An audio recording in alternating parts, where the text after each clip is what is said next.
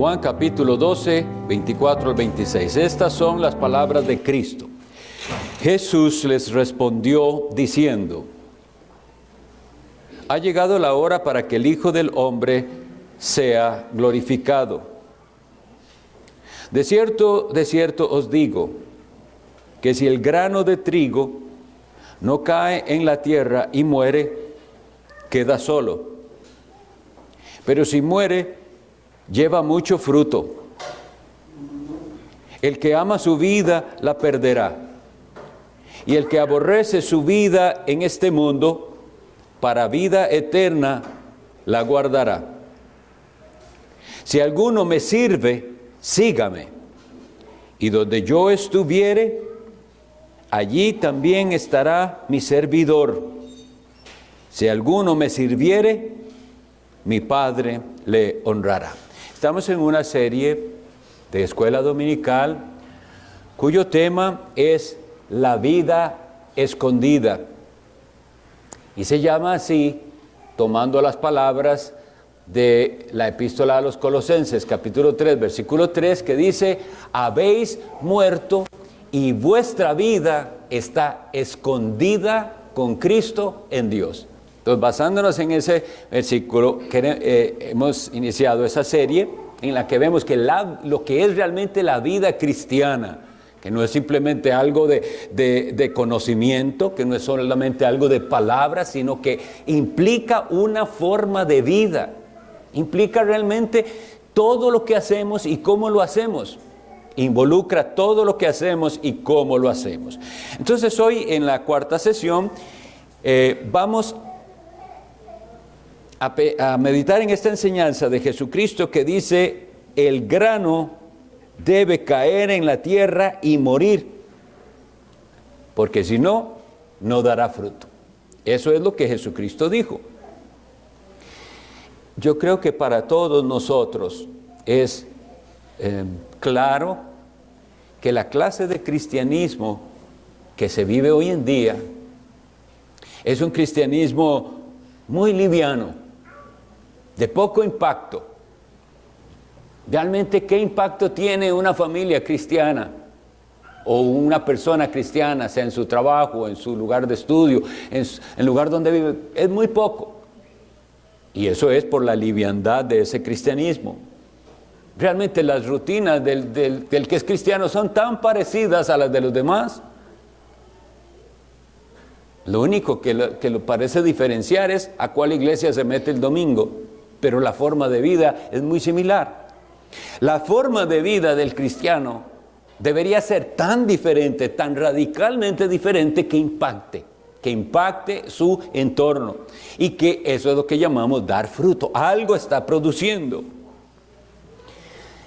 Yo les había comentado que el texto base que me está ayudando en este estudio bíblico es un librito pequeño que hizo el pastor Bung Sing Po, que él es de Malasia, de la ciudad de Kuala Lumpur, y él escribió este librito para ayudar a creyentes chinos en aquel país de persecución, en la China comunista. Y una frase que él dijo me impactó también bastante, porque es nuestra realidad también. Y decía: hoy en día muchas personas llevan cruces como adorno. Y ya ahora no solo he visto que andan una crucecita ahí en la cadenita, ahora andan cruces hasta de aretes y cruces, se volvió un adorno. Pero lo que esa cruz representa y significa, ya la gente ni sabe. El Espíritu, ¿entendemos nosotros cristianos qué es lo que se representa con ese símbolo de la cruz? Es muerte. Es la muerte del Salvador. Y la muerte del Salvador tiene que ver algo con nosotros, porque ese versículo dice: habéis muerto y vuestra vida, porque es con Cristo que morimos, está escondida con Cristo en Dios. Entonces debemos ver, ¿entendemos el significado de la cruz para nosotros? Es como respecto al Espíritu Santo. También tenemos muchos grupos hablando y llenándose de experiencias supuestamente de Espíritu Santo y Espíritu Santo, y lo que menos vemos es santidad. Si algo debe producir el Espíritu Santo en la vida de alguien es hacerlo santo. Es el Espíritu Santo. La llenura del Espíritu Santo entonces se verá en cuán santa es esa persona. Pero vemos entonces palabras que no parecen impactar la vida de las personas. Lo que veremos entonces es, así como Cristo murió, se manda a sus discípulos, a sus seguidores que deben morir. Pero no estamos hablando de la muerte natural solamente, eso la experimentará todo ser humano. Es una muerte al pecado y a la vida mundana. Cuando nosotros pasamos por esta época que se le llama la Semana Santa, y nosotros vemos las costumbres en ciertos países y no sé, aquí en Costa Rica no mucho, pero toda la simulación de la muerte de Cristo. Y algunos piensan que cuando Cristo dijo que teníamos que tomar nuestra cruz, lo toman literalmente y hacen la simulación y hasta se dejan golpear y simulan como si ellos tuvieran que imitar a Cristo en eso. Lo que Jesucristo hizo es diferente y es una muerte irrepetible, como dice Hebreos 7:27, que Él se entregó como sacrificio una vez para siempre. Una vez para siempre, un sacrificio único e irrepetible, que tenía que darse en cierto momento. ¿Cuántas veces leemos en los evangelios a Jesús diciendo, mi hora no ha llegado? ¿Cuál hora? La hora de entregar su vida. Él sabía que estaba determinado y que debía hacerse. Hay algo que también aquí en este mismo capítulo, estamos en el capítulo 12 de Juan, que en el versículo 32 dice que nos puede motivar mucho, porque dice, hablando Cristo de sí mismo, dice Él, y yo, si fuere levantado de la tierra, a todos atraeré a mí mismo. Ese atraer a sí mismo deberíamos entender un poco cómo sucede y por qué se dice. Hay un sentido en el que Él atrae a todos, tanto creyentes como no creyentes, a sí mismo. ¿Y de qué está hablando cuando Él dice, y yo si fuere levantado? Sino de su muerte en la cruz, cuando fue levantado en aquella cruz, crucificado por nuestros pecados. Bueno, eso que sucedió en la cruz, nosotros tenemos que entenderlo primero bien, lo que era y lo que significaba para apreciarlo. La profecía de Zacarías 12, el profeta Zacarías, en el capítulo 12, el versículo 10, dice así, es una profecía, es Jehová hablando, y derramaré sobre la casa de David y sobre los moradores de Jerusalén espíritu de gracia y de oración. Y oigan esto, y mirarán a mí a quien traspasaron. Esa frase, quedémonos ahí. Es Jehová que está hablando, que dice que llegará un día en el que mirarán a mí a quien traspasaron. Si nosotros fuéramos creyentes de aquellas épocas, estas palabras, ¿qué querrá decir Dios con esto? ¿Qué querrá decir Jehová con mirarán a mí a quien traspasaron? Y esto viene cuando Él dice derrama espíritu de gracia y de oración. Hasta que Él derrama ese espíritu de gracia y de oración, la gente vuelve a ver a Jehová, pero dice a quien traspasaron. Lo muy, muy precioso e interesante es que en el capítulo 19 de Juan, cuando nosotros vemos la crucifixión de Jesucristo, en el capítulo 19, en el versículo 37,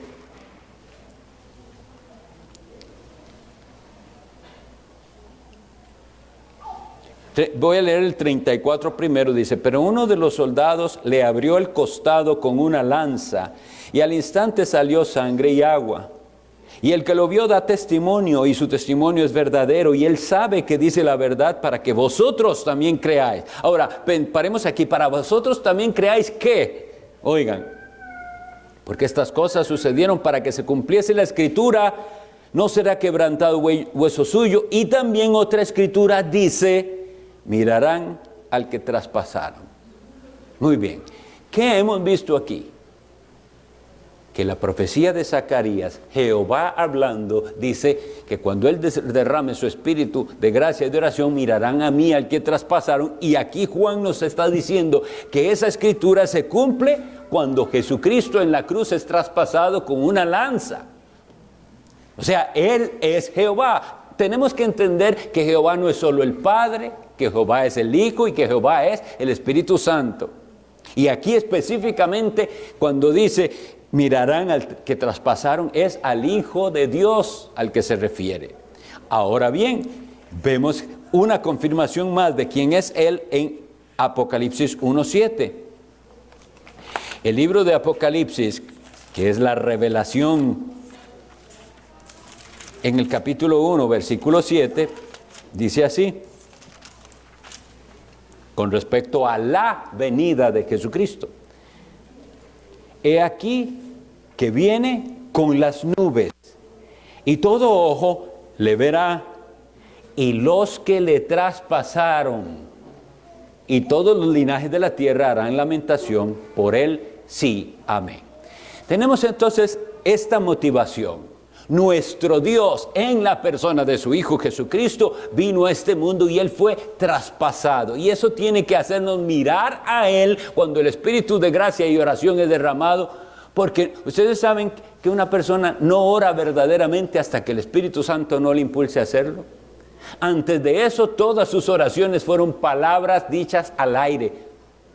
Pero cuando el Espíritu Santo actúa, entonces esas son palabras que sí llegan al trono de Dios. ¿Por qué? Porque usted ha mirado al que fue traspasado. Porque usted ha mirado a Jesús, el Hijo de Dios. Y solo por eso llega su oración al cielo. Con este entendimiento nosotros no podemos vivir esa vida cristiana liviana y fácil que muchos viven. Este entendimiento de que Jesús fue traspasado por nosotros cambia todo. Mirarán al que traspasaron. Es traspasado Jesús, y un día cuando Él regrese, dice, verán al que traspasaron, al Hijo de Dios. Ahora, esto, entonces, nosotros iniciamos en Juan 12, Jesús entonces está diciendo todo el sentido de por qué Él tiene que morir y lo que eso va a provocar. Sabemos, eso sí, que la muerte de Cristo es expiatoria, es decir, Él está pagando un precio por ciertas personas, está pagando la deuda de los creyentes, eso sí es cierto, pero el efecto de su muerte es lo que deberíamos ver hoy. Cuando nosotros leemos en Mateo 9, 36 al 38, las palabras de Cristo al respecto del cristianismo son estas. Mateo 9, 36 en adelante. Dice así: y al ver las multitudes, tuvo compasión de ellas, porque estaban desamparadas y dispersas como ovejas que no tienen pastor.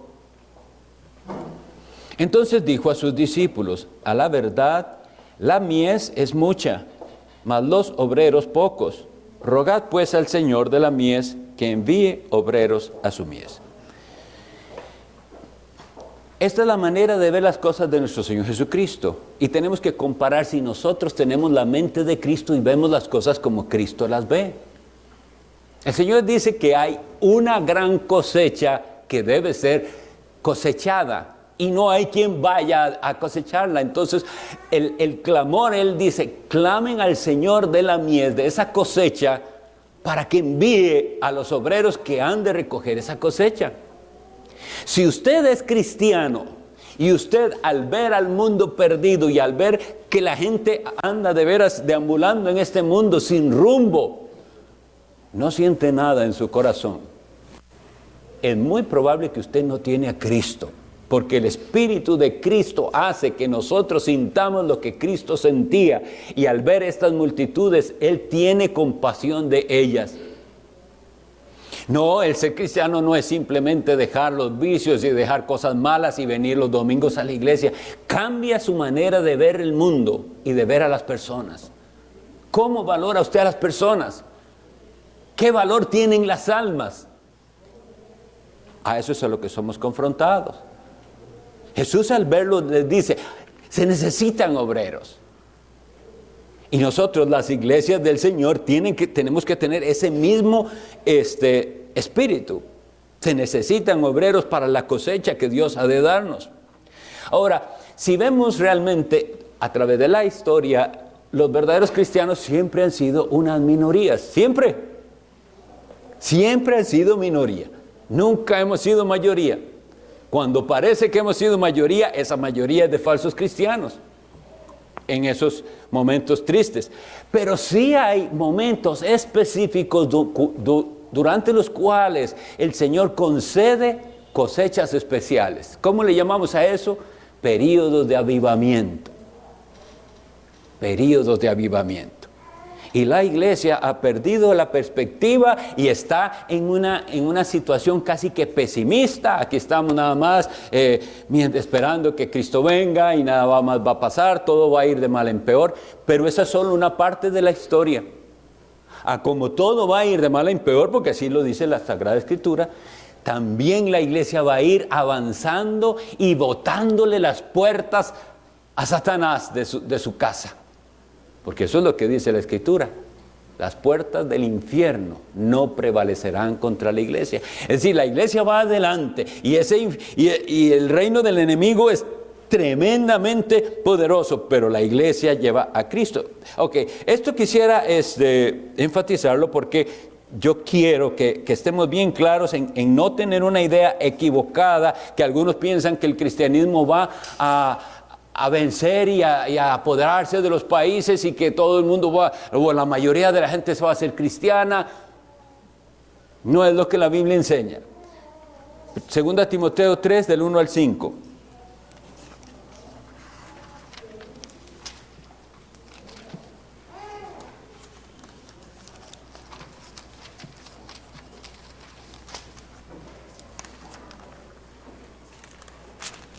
También debes saber esto, que en los postreros días vendrán tiempos peligrosos, porque habrá hombres amadores de sí mismos, avaros, vanagloriosos, soberbios, blasfemos, desobedientes a los padres, ingratos, impíos, sin afecto natural, implacables, calumniadores, intemperantes, crueles, aborrecedores de lo bueno, traidores, impetuosos, infatuados, amadores de los deleites más que de Dios, que tendrán apariencia de piedad, pero negarán la eficacia de ella. A los tales evita. Y también vemos en 1 Timoteo 4, 1 y 2, que dice, pero el Espíritu dice claramente que en los posteriores tiempos algunos apostatarán de la fe, escuchando espíritus engañadores y a doctrinas de demonios, por la hipocresía de mentirosos, que teniendo cauterizada la conciencia prohibirán casarse y mandarán abstenerse de alimentos que Dios creó para que con acción de gracias participasen de ellos los creyentes y los que han conocido la verdad.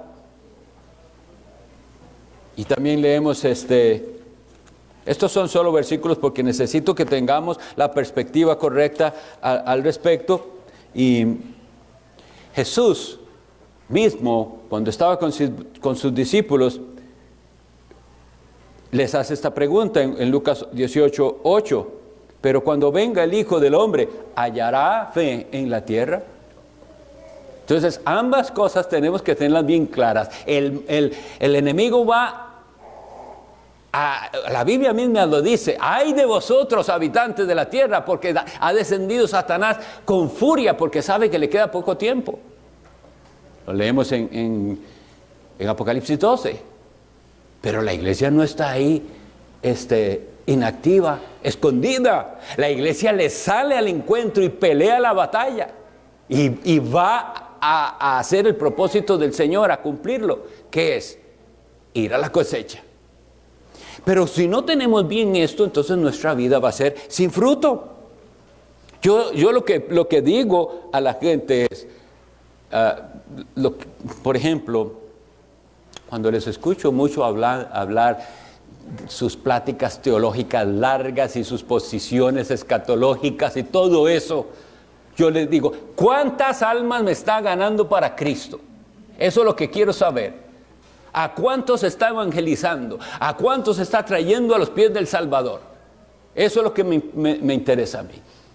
No exactamente cuándo va a ir Cristo, ni qué va a salir, ni qué va a suceder un minuto antes, ni un minuto después. Sabemos que nuestro Señor Jesucristo regresará en poder y gloria. Y lo leímos que dice, mirarán al que traspasaron.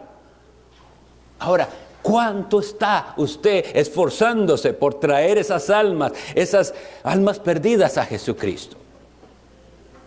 Bueno, lo que el Señor nos está enseñando en Juan 12, Él lo repite después en los demás evangelios, viene que es un morir por Cristo. Pero si nosotros queremos una vida fácil, una vida cristiana fácil, no vamos a ganar a nadie para Cristo. No hacemos ningún impacto. Si nuestra forma de vivir es tan parecida, ¿en qué es lo que quiero decir es parecida? ¿De qué se trata la vida? Pensemos en una familia que no es creyente, que no son miembros de ninguna iglesia, no van a nada, pero una familia con buenos modales e ideales y una familia decente, una familia con moral. ¿Qué es lo importante ahí? Bueno, pues proveer lo que necesitan sus hijos, ponerlos en una buena escuela es importante, que hagan deporte, que aprendan arte, ¿qué más? Librarlos, que no se metan en vicios ni drogas, viajar cada vez que se pueda. Jamás pueden venir vacaciones y que no hayan hecho un viaje. Tener todo lo que en la casa se necesita y ojalá lo último. Comprar un carro, si se puede, del año. Tener casa, todo eso. Y yo digo, ¿y en qué se diferencia esto de los cristianos que yo veo? Ahí es donde está su enfoque, en este mundo. En adquirir, tener buen negocio, que el negocio le vaya bien. Entonces, ¿dónde está la visión del reino de Dios en estas personas? ¿Dónde está el morir a uno mismo para dar fruto? Como Jesús dice, el grano tiene que caer a la tierra, tiene que morirse. Y si de veras muere, dará mucho fruto, porque ese es él lo dice con trigo, pensémoslo con cualquier otra semilla.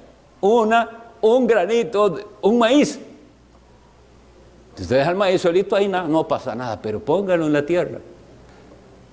Y recibiendo la bendición y la lluvia de Dios, ¿qué sale? La mata de maíz, que no da un solo granito de maíz, da varias mazorcas llenas de granos de maíz. Ese es el ejemplo de Cristo. Y si ustedes y yo estamos dispuestos a morir, pero esto cuesta, pero el asunto es la disposición. ¿Quiere? Y uno debería decir sí, con tal de ver esa cosecha. Pero si queremos vivir esta vida tan cómoda como todo el mundo la está viviendo, y estar gastando en vacaciones y en lujos y en cosas y en tomar y en adquirir, nosotros en particular, Dios nos ha bendecido de una manera especial de que sabemos que no somos un país rico, pero tenemos muchas ventajas que otros no han tenido. Y en lugar de agradecer y de dedicarnos al Señor, Satanás ha usado eso para entonces que vivamos la vida cómoda, que no da fruto.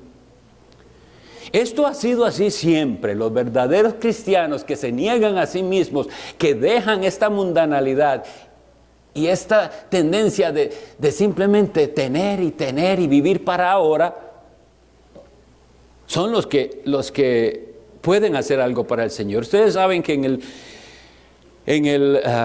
y esto está desde Génesis hasta Apocalipsis. La persecución de los cristianos está en toda la Biblia, ¿saben?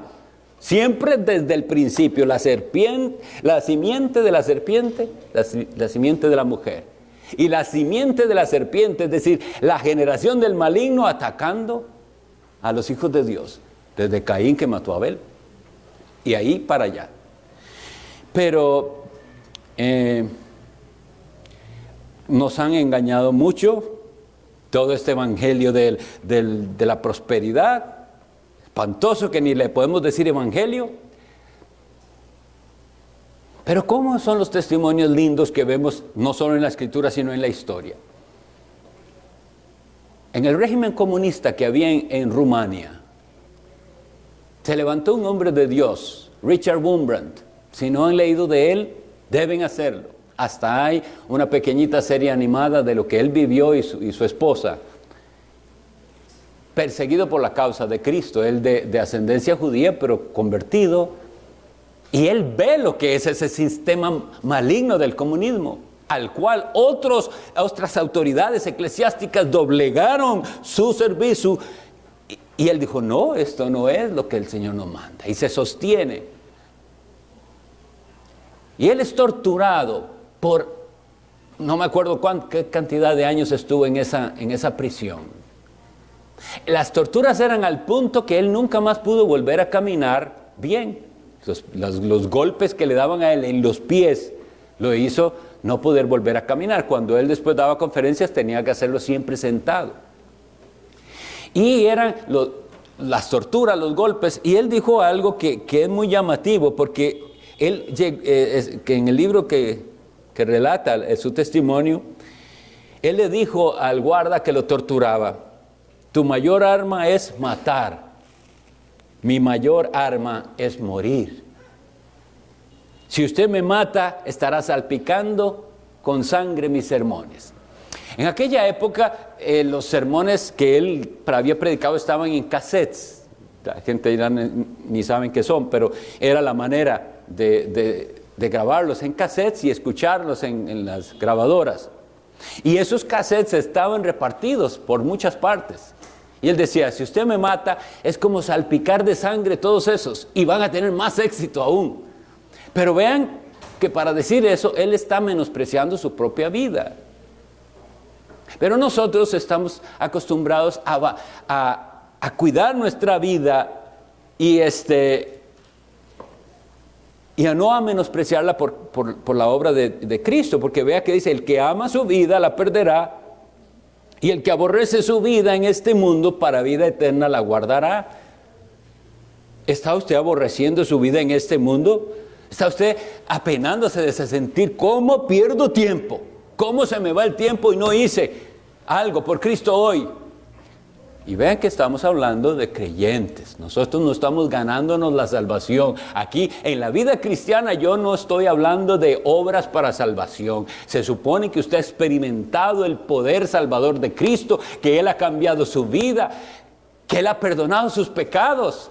Ya usted es de Jesús, usted le pertenece a Él. Y entonces, como consecuencia de la poderosa obra de Cristo en su vida, algo debe verse. ¿Qué es lo que se ve en su vida?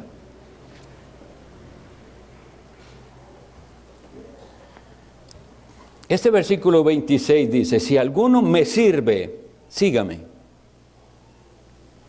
Vemos que hay una correspondencia entre seguir y servir. La gente piensa, o nos hemos querido engañar, que se puede seguir a Cristo y no necesariamente servirle, sino que hay entre el cristianismo una división, los cristianos que sirven a Cristo y los que no sirven a Cristo. Y hasta los mismos pastores se han acostumbrado a esto tan triste, que yo recuerdo que hace muchos años a la iglesia de Andúyes iba y veía que éramos los mismos 4 encargados de todo. Y le decía al pastor, qué raro, pero ¿y todos los demás? Todos los que llenan esta iglesia el domingo, ¿por qué no están? Y la respuesta de él es, hermano Alexander, así es, siempre son poquitos los que se involucran. O sea, ya se rindió. No, yo sé que se da, pero no nos rendimos y seguimos diciendo, esos que nos sirven probablemente no están siguiendo a Cristo. Porque seguir a Cristo involucra servicio. Si alguno me sirve, sígame. Y donde yo estuviere, allí también estará mi servidor. Porque esto es de lo que se trata. Nosotros no hacemos esto para ganarnos algo, ni siquiera como algunos dicen, que es que los galardones en el día final. Y no los negamos, la Biblia habla de eso, de recompensas. Qué Dios más bueno, ¿verdad? Que hacemos nuestro deber y Él nos recompensa por hacer lo que es nuestro deber hacer. Así es Dios de bueno. Pero no es por eso que lo hacemos. Esta es la razón que debe estar detrás de todo. Donde yo estuviere, allí también estará mi servidor. ¿Quiere usted estar con Jesús?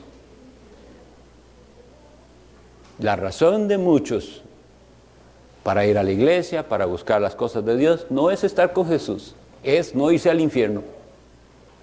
Y claro que nadie quiere irse al infierno. Eso debería ser un elemento inicial en despertar la conciencia. Hay condenación.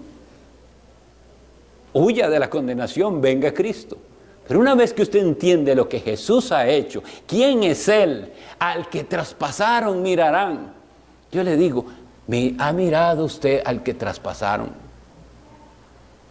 Por la fe debería verlo hoy.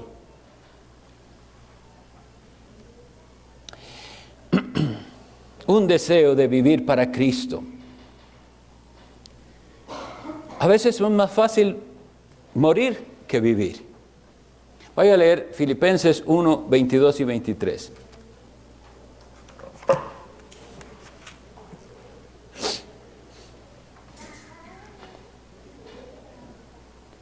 Filipenses 1, 21 dice así: porque para mí el vivir es Cristo y el morir es ganancia.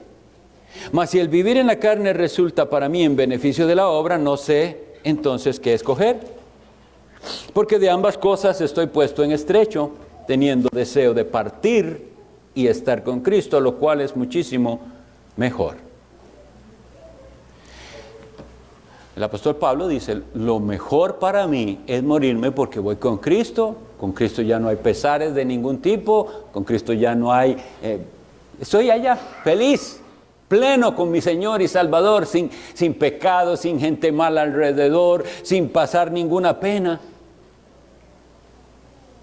La verdad que era el camino más fácil. Y la gente piensa eso con respecto a dar la vida por Cristo, que ellos van a demostrar que son capaces de dar la vida con Cristo cuando alguien llegue con una espada o un arma a decirle, niegue a Cristo, y que ellos van a ser capaces de decir, no lo niego, lo matan. Eso no le va a pasar a muchos. El asunto es hoy día, ¿está usted dispuesto a morir a usted mismo por Cristo? ¿Está usted dispuesto a morir a sus intereses? Yo quería esto, pero veo que para la obra de Cristo es mejor esto otro. ¿Se abstiene de usted de algo por Cristo? ¿Deja usted de gastar cierto dinero en cosas? No estoy hablando de cosas malas. El cristiano no va a usar su dinero ni sus recursos en vicios ni en cosas malas, pero eso en lo que usted está haciendo, se está privando por causa de Cristo, por la obra de Cristo, el tiempo suyo, las energías. Eso es morir por Cristo, eso es negarse a sí mismo. Nosotros tenemos que valorar si las cosas en las que invertimos tanto tiempo tienen algún valor para la eternidad. Nosotros leemos, por ejemplo, en Lucas 2:36, de una mujer que se llamaba Ana. Y estuvo viuda, ¿cuántos años? Dice, 84. 84 años de viuda. O sea, quedó viuda muy joven. ¿Y qué hizo? ¿Ir a gastarse la fortuna paseando y conociendo el Imperio Romano? No cesaba en oraciones, en ayunos, estaba en el templo sirviendo al Señor. 84 años sirviendo al Señor. En lo que usted esté gastando su vida, solo piense esto, el tiempo es corto. De hoy a 100 años, ninguno de nosotros va a estar vivo, no creo. De hoy a 100 años ya no estamos ninguno, ni el más jovencito. Y eso es lo que se nos dio. Y viene una eternidad que no tiene fin. En la eternidad tiene que poder valer a lo que usted dedicó su vida aquí.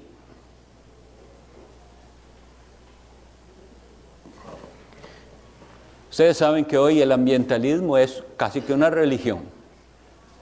Y hay gente que se está amarrando a un árbol para que no lo corten. Y uno dice, salvó un árbol. Ok, en la eternidad, ¿tendrá valor haberle salvado la vida a un árbol? Y por supuesto que yo no estoy a favor de que corten árboles. No, yo quiero que haya árboles y que nadie deforeste y que estén limpios los ríos. Todo eso es bueno y los cristianos debemos practicarlo.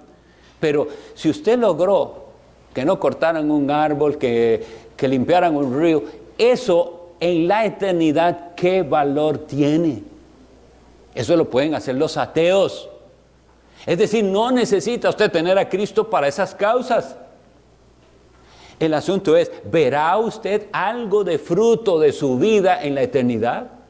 ¿Podrá usted ver a alguna persona a la que usted le haya por lo menos influenciado a que llegara a Cristo? Cuando nosotros vemos en Romanos 14:8, si vivimos para el Señor, vivimos. Si morimos para el Señor, morimos. Todo el mundo quiere que en el funeral se diga que ellos ya están con Cristo. Y yo quiero, de veras, de todo corazón, poder creer cuando fuese un funeral que esa alma creyó en Jesús y que está con el Señor. Quiero poder creerlo. Pero, ¿vivió para Cristo? ¿Cómo tendrá esa seguridad de que estará con Cristo si no vivió para Cristo? Muere como todos los demás mueren. Vivió para sí mismo.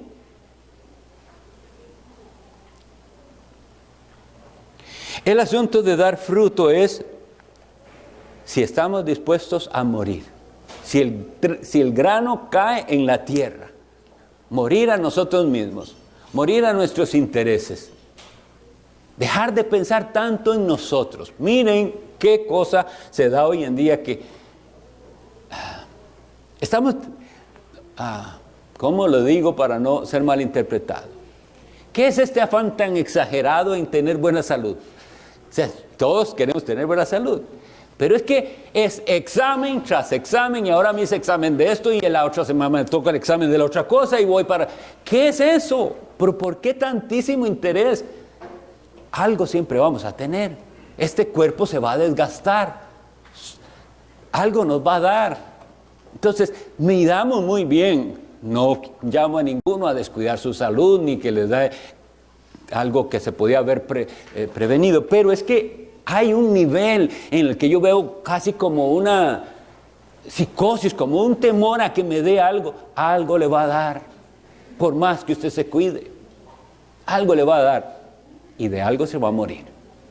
Entonces, todo ese tiempo y energía que estamos... Vean los que hacen ejercicio. Y qué bueno que están en forma, pero véalos, ustedes se levantan de madrugada y ahí andan corriendo, otros en bicicleta. ¿Qué los mueve? ¿Cuál es ese afán? La salud. Pero es que ese cuerpo les va a durar un tiempo, por más que se cuide. A los que se cuidan también les da cáncer. ¿Y la eternidad? ¿Qué va? Cuando usted cierre los ojos por última vez, eso es lo que me preocupa mucho, porque va a pasar. Ya, cerró los ojos, no los volvió a abrir. O alguien tuvo que cerrárselos. ¿Y dónde los abre? Cuando los abra, porque ese es el alma, ¿qué se dirá de usted? Se enfrentó a la eternidad. Una de las cosas que les llamo, ya voy terminando, pero una de las cosas que les llamo para el autoexamen es: ¿cómo son sus oraciones? ¿Por qué ora usted? Y mida. ¿Qué tanto usted, de ese espacio de oración, no sé cuánto ore usted, pero como que pudiera grabarse por lo que oró? Ok, vamos a ver, de todo lo que usted dijo, ¿qué era espiritual? ¿Qué tenía un carácter eterno? ¿Qué tenía que ver con otros y no con usted mismo? Porque la gente ora para sí mismo. Mi salud, mi trabajo, mi familia, mi dolor que tengo aquí, el otro que tengo allá, el examen que tengo el otro día. ¿Eso es las oraciones? ¿O está usted clamando por otros? Deseando que esos que van rumbo a las llamas del infierno, porque ese es el rumbo de alguien sin Cristo. Y nosotros deberíamos estar con clamor por esas almas. Y Señor, ¿cómo puedo yo? ¿Qué puedo yo hacer para llevarle la palabra? ¿Cuánto está invirtiendo? ¿A quién le ha dado una copia de las Sagradas Escrituras? ¿Con quién ha compartido un tratado? Entonces, eso va a mostrar si usted está dispuesto a morir a sí mismo. Si no, vamos a tener ese cristianismo liviano y fácil que todo el mundo vive. Nosotros estamos llamados a morir, pero con la promesa de vivir, porque el que pierda su vida, la ganará para vida eterna. Tiene que haber ese cambio de mentalidad. Esta vida es dura, claro que sí. En el mundo tendréis aflicción, más que anunciado por Cristo. ¿Pero qué? ¿Nos deja Cristo ahí? No, Él dice, pero confiad. Yo he vencido al mundo. Él está con nosotros. El Todopoderoso está con nosotros. Vamos a vencer. Minoría cristiana verdadera va a hacer un impacto tan grande en la sociedad que se va a notar. Van a saber quiénes somos nosotros. No como hoy en día, que son conocidos por los fraudes y por los escándalos. Que seamos conocidos por gente santa. Gente que, mire, no se puede hablar con ellos 10 minutos sin que no me saquen a Cristo y la palabra de Dios. Esa gente va a impactar el mundo. Que el Señor me los bendiga. A las 10 iniciamos el culto